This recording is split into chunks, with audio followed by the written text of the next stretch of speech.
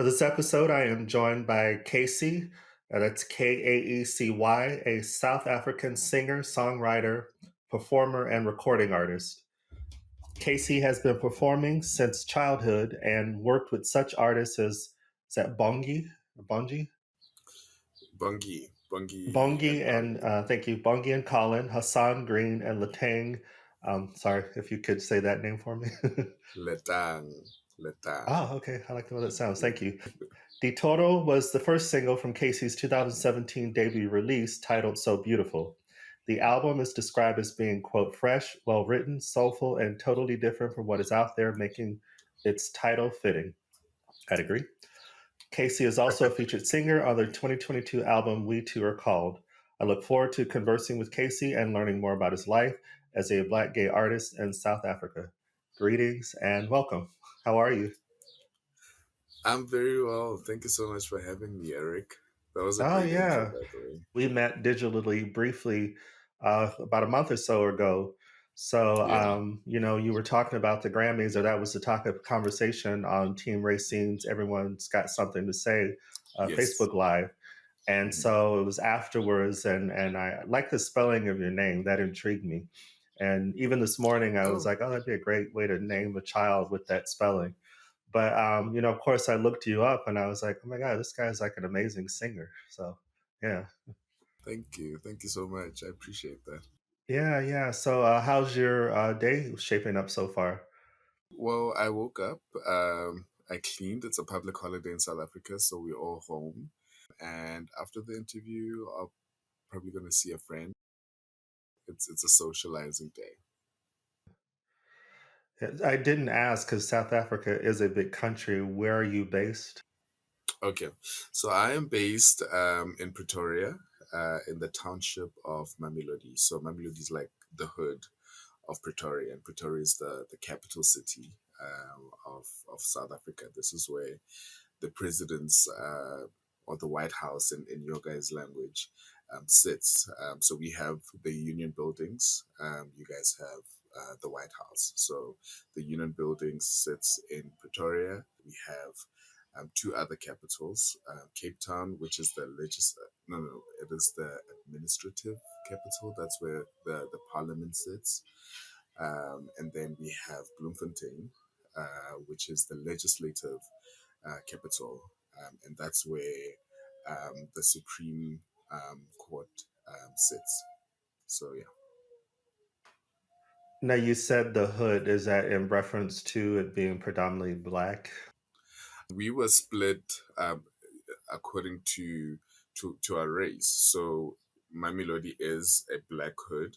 Beyond that, they split us according to tribes. So I am in a predominantly Shangan tribe hood. And if you go further, you find where some of the Zulus are. In fact, quite next to us is where the Zulus are. Beyond that, you will find the Tswanas. So South Africa has 11 official languages, and most of those languages are black languages. The only Caucasian languages are Afrikaans and English. With the separation that happened, they put all of us quite crowdedly in a very small space, and then they took a large space. So 2 out of 11 occupied the large part of town.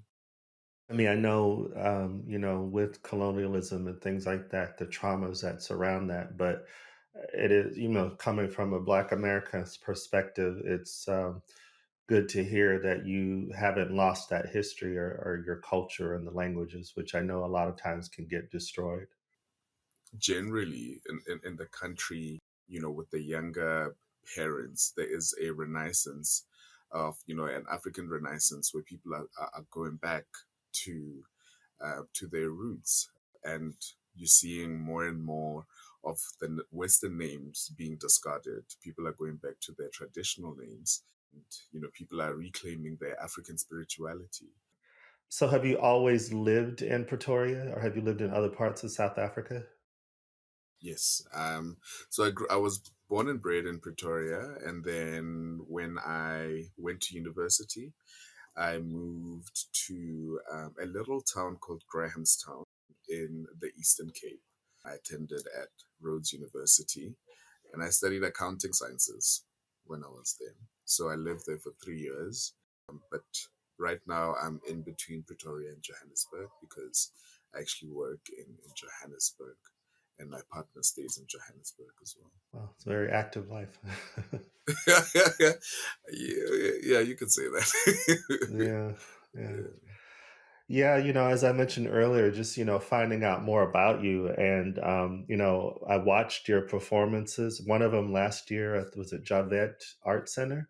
And my Yes, first reaction was, wow. thank I you, mean, your vocals are just like, yeah, amazing. And, thank you, but, thank you. not just the singing, but just your stage presence really stood out to me. I watched a few of them, but another one that was a treat for me was when you did a live recording, I think acoustic, about the song about mom.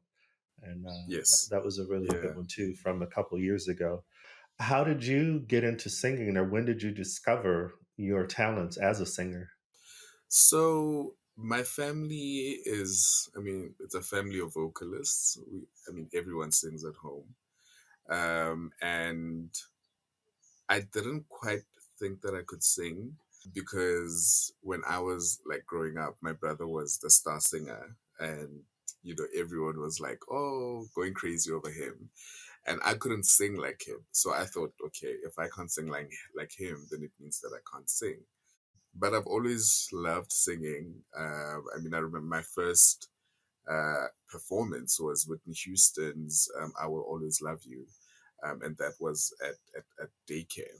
Uh, Wow, yes, no I pressure. mean,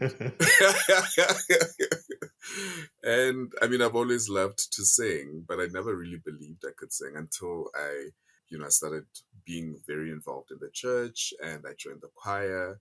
But I was still not very confident. I think it dawned on me that I actually do have this gift when I was at university, and again joined the choir and just seeing people's reaction. I was like, oh, okay. So I guess I could really do this. And once I did that, then the songwriting started to come, because before I was just into poetry.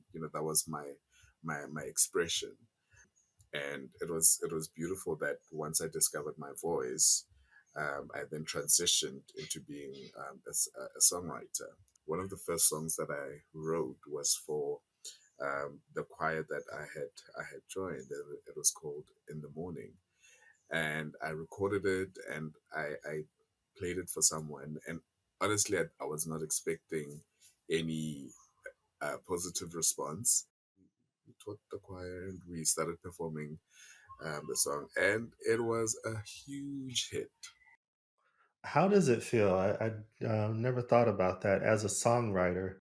It's one thing to hold that for oneself, but how does it feel to release that to someone else to interpret, your creation? You have to completely let go, because what I realized is what a song or a piece of art means to you, it will mean something totally different to the next person, and you need to be able to allow that to happen, to give it the space to grow and to become something else for someone else. So when I write, it's from my own perspective, from my own point of view. It's an expression of mine. But when someone else hears it, and they interpret it some other way, and they are then inspired, or they respond to it in a way that relates more to them, and you need to be able to um, to be okay with that. I remember when I released my album, I some of the responses, they completely blew me away, because I was like, hectic. I was like, this is, I mean, one of the songs, it's called Limkile on the album, and it's such a personal song for me because I was really going through a really bad heartbreak. And you find people that know that song helped them leave relationships that um, that were not so good for them.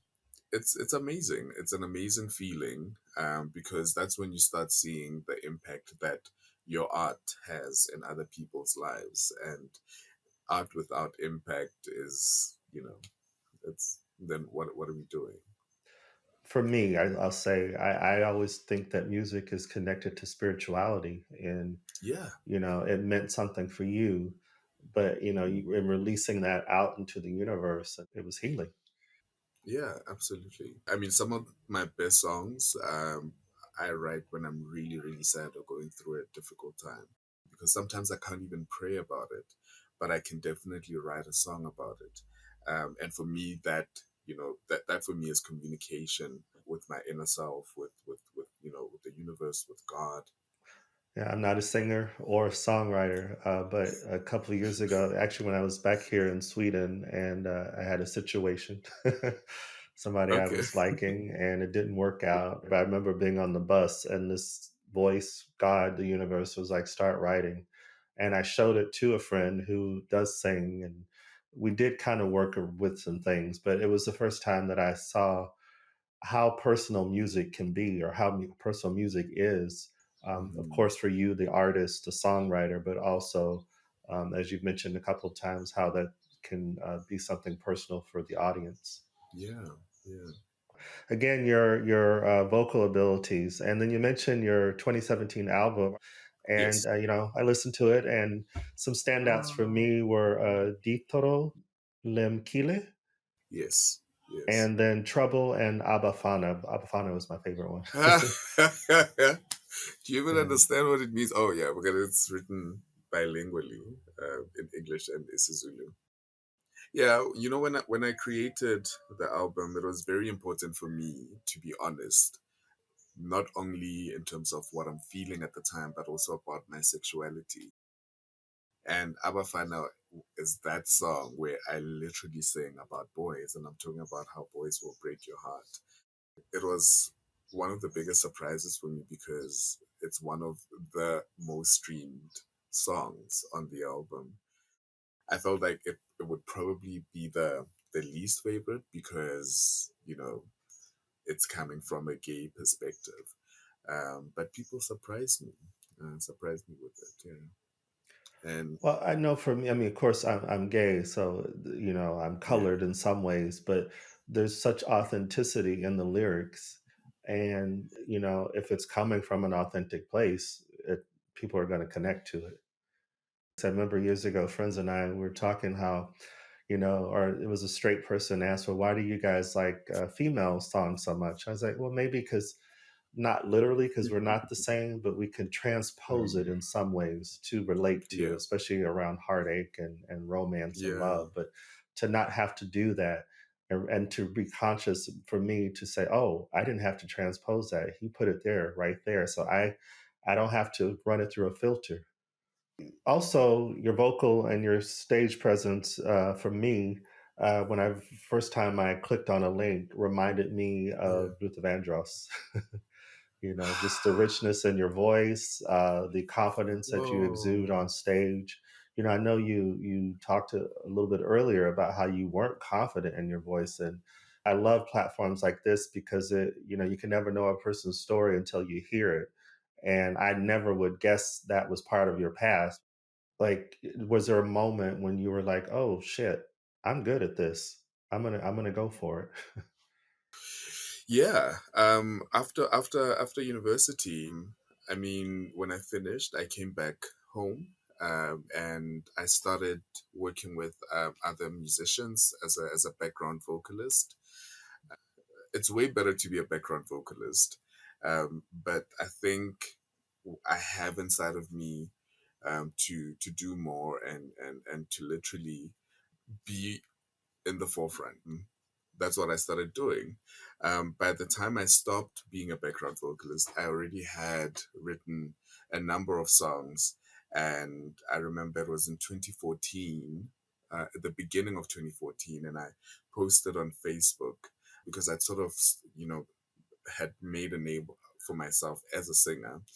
Mhm. And I said, I think I should have my own solo show. And the response, it's like people were waiting for me to do that.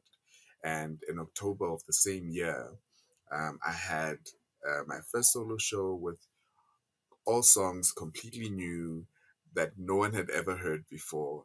And you know, at the performance, it was the craziest thing. You mentioned a song for Mama. It was one of the songs that I had written and performed for the first time at the show. There wasn't a single dry eye in the entire auditorium. And I performed Didoro, which is also on the album. And again, it was absolutely beautiful. It got further cemented within me that actually I can do this and I will go out and do this. And from then on, I started working towards um, doing an album, which was only released 3 years later. Yeah. I can't see, I mean, I haven't seen your background performances, but just seeing you out the front, I just had a vision of you in the background. It's like I keep focusing on him. I need to focus on the lead singer. But in you referencing the audience's responses, that's one of the things that captured me when I watched some of your videos is the audience, is their reactions to it. And it's like that thing if I had just been walking by and say, "Oh, who's that singing?" The audience would pull me in because I'm like, "Oh, they're really into this." It is so humbling because, when you are creating, it is in such a small space, and it's your thoughts and your emotions. And immediately when you lay that out on stage and people respond like that, I've run off stage because I got so overwhelmed. It really overwhelms me every single time. So yeah, it's really humbling. It really is. Have you ever been that artist in the studio that never didn't want to record or didn't want to do live performances? No, the most fun is during live performances.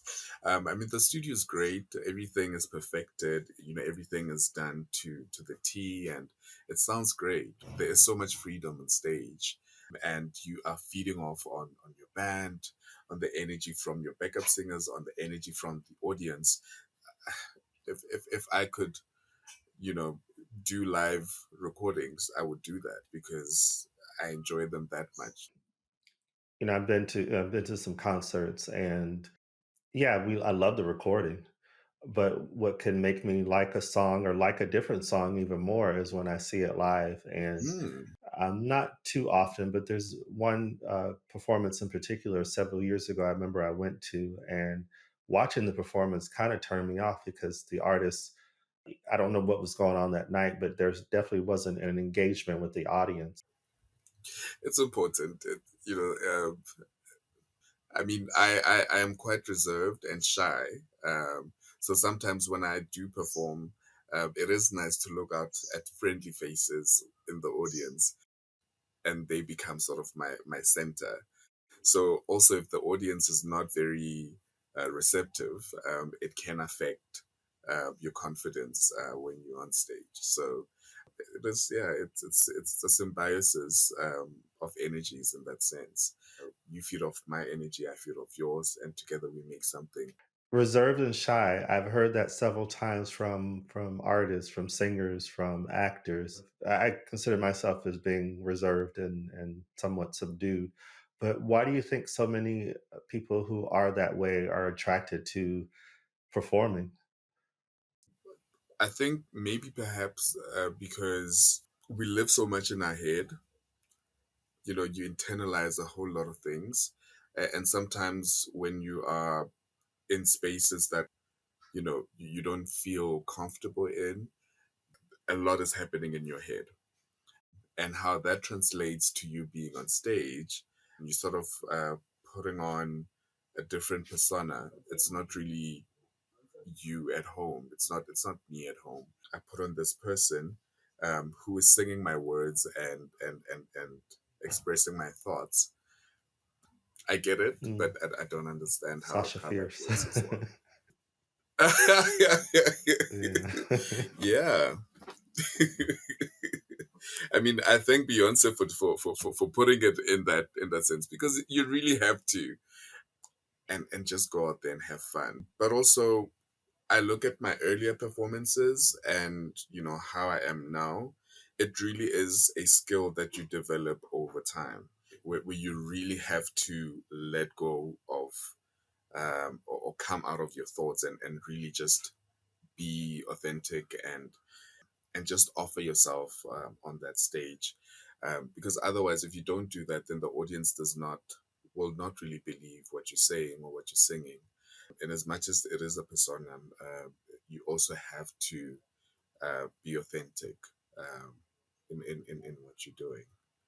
I don't know how that works psychologically. There should probably be a study, on that. The magic of it. Yeah, yeah.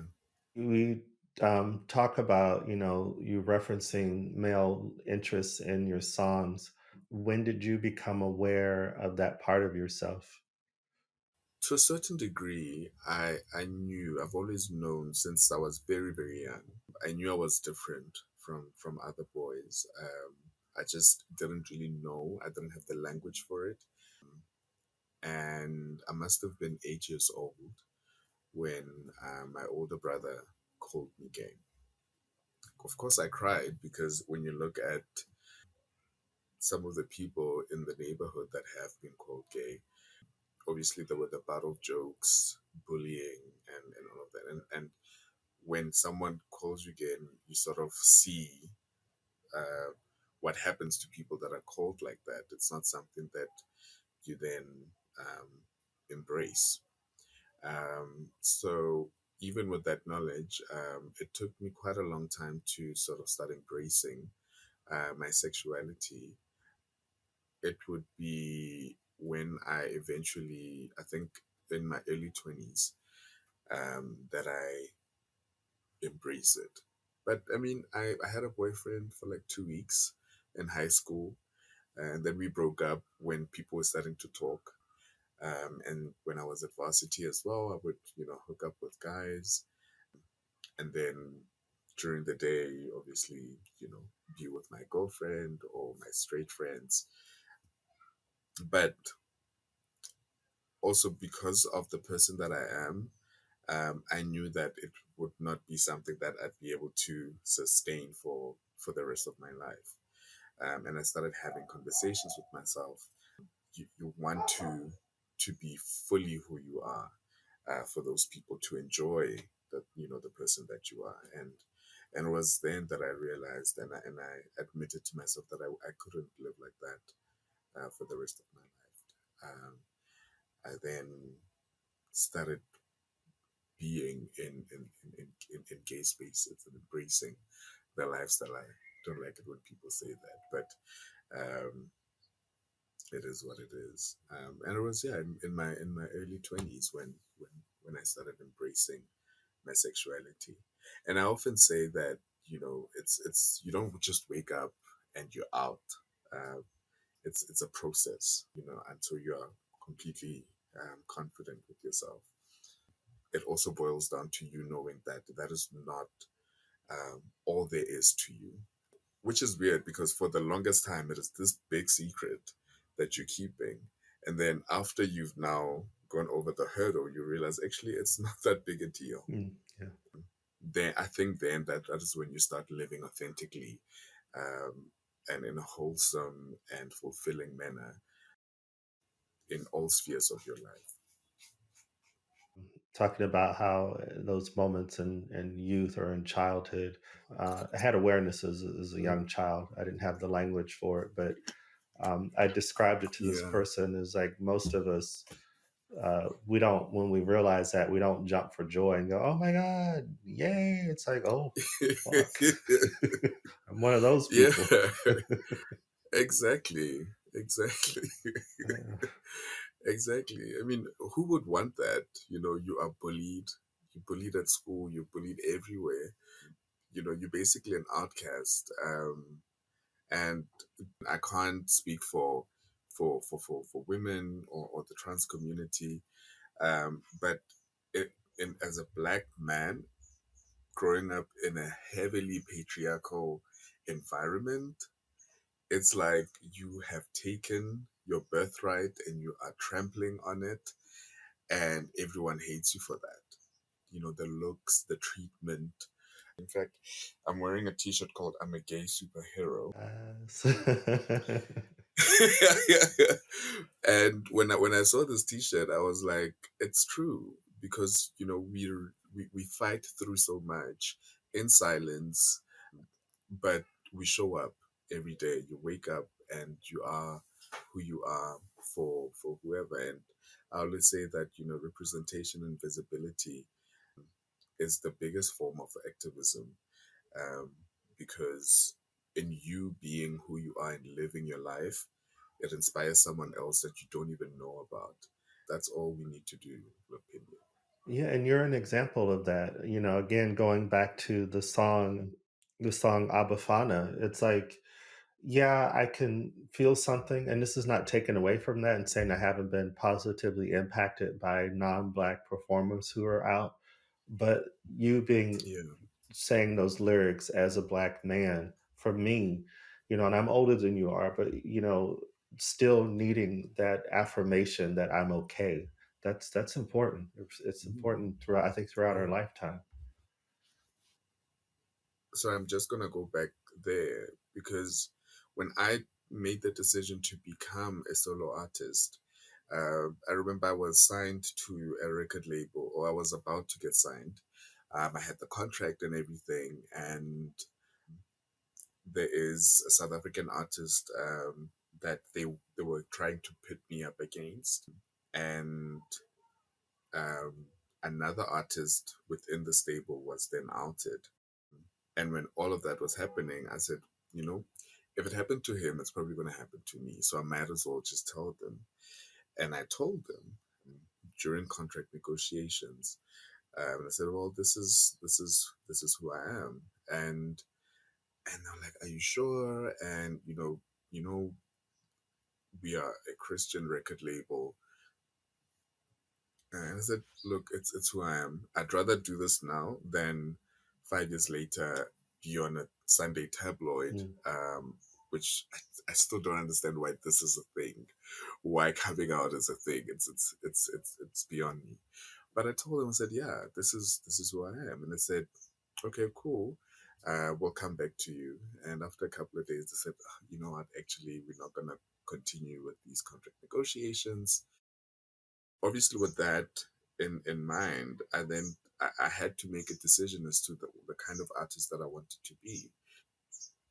Word on the street, I mean, we always know of these artists that we know that they're on the down low, but they present themselves, as something different, and it's no shade to them. They have to do what they have to do, but I didn't want to be one of those, because I just felt like there were enough of those people being like that. And I made a decision that I will be authentic.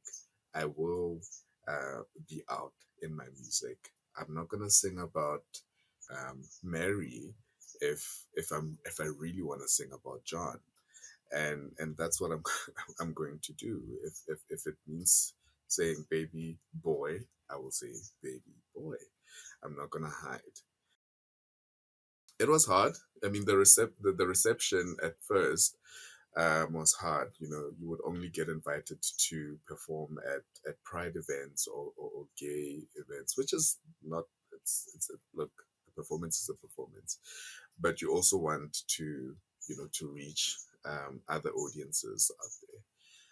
But as you go, the more authentic you are, everyone starts to to consume your art, because then it's more about the art than the artist. So yeah. Because similar to being black, it's like sometimes people say, "Oh, I can't relate to it," or "You're not speaking to me because it's got a black protagonist," or what you just said, you're a gay artist. Most of what I consume is not about gay, but I can relate to it. So why can't you? I mean, you only need to be in the minority, or marginalized, to realize that that is bullshit. Excuse my French. If we are able to make songs about women, or men, or heterosexual men, and take those experiences and make them our own, anyone else can do that. it's really not that deep. No, it's not. It really isn't. I am human. You are human. That is the bottom line. That is the absolute bottom line. Thank you for saying that. That is the bottom line. Humanity. As in who you are as a performer, as an artist, as a songwriter, your professional life, and what other ways has being who you are authentically positively impacted in your professional or your personal life? I mean, authenticity is very important to me. So even when I'm at work, the value that I try to espouse, the integrity that I have in my music is the integrity that I espouse in my personal relationships, and at work. I mean, obviously, I'm human. I make mistakes. It is important because there is a goal and that we're all working towards in terms of our own personal development. But you need all of these tools to get you to that goal. Every day you are working towards developing yourself, whether it is academically, whether it is emotionally. So that is what I would say to that.